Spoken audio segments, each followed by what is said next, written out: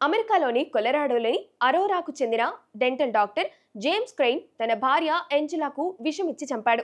కోర్టులో కేసు విచారణ జరుగుతున్నప్పుడు అతను తల వంచుకొని నిలబడి ఉన్నాడు.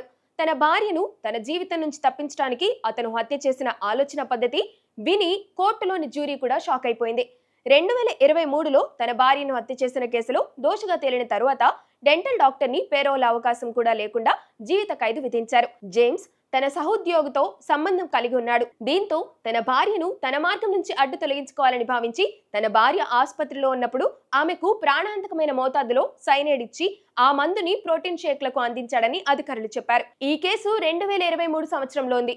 43 ఏళ్ల జేమ్స్ తన భార్య ఏంజెలాను వదిలించుకోవాలని అనుకున్నాడు. తన 23 ఏళ్ల వివాహ జీవితంలో చాలా మంది మహిళలతో సంబంధాలు పెట్టుకున్నాడు. చివరికి తన భార్యను వదిలించుకోవాలని నిర్ణయించుకున్నాడు.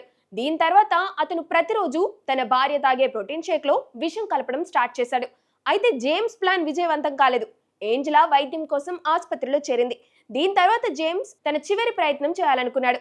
అతను ఆన్లైన్ లో పొటాషియం సైనైడ్ ఆర్డర్ చేశాడు. దీని తర్వాత తను ఆసుపత్రిలో తన భార్య చేరిన తర్వాత క్యాబిన్ లోకి ప్రవేశించి ఆమెకు సైనైడ్ ఇంజెక్షన్ ఇచ్చాడు. దీంతో ఏంజెలా బ్రెయిన్ డెడ్ అయినట్లు వైద్యులు ప్రకటించారు.